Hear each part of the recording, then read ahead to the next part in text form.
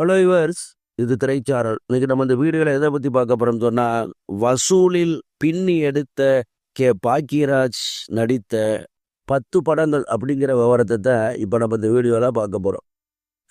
பாக்கியராஜ் நடித்து நிறைய படங்கள் நன்றாக ஓடியிருந்தாலும் வசூலில் பின்னி எடுத்த படங்களைத்தான் இப்பொழுது நாம் இந்த வீடியோவில் பார்க்க போகிறோம்.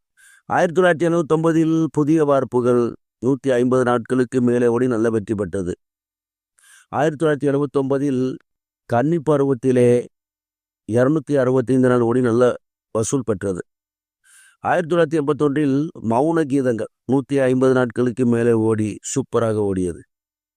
1981 இன்று போய் நாளை வா 100 நாட்கள் ஓடினாலும் நல்ல வசூல் பெற்றது. 1981 அந்த 7 நாட்கள் 150 நாட்களுக்கு மேலே ஓடி நல்ல வசூல் பெற்றது. 1982 தூரல் நின்று போச்சு, சூப்பராக ஓடி நல்ல வெற்றி பெற்றது.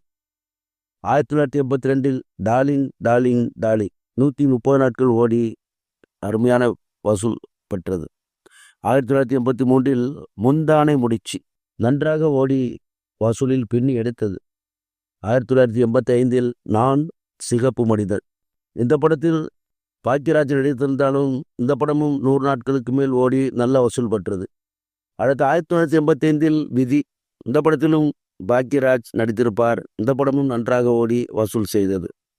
ஆக இந்த 10 படங்களும் பாக்கியராஜ் நடித்து வசூலில் பின்னி எடுத்த படங்களாகும்.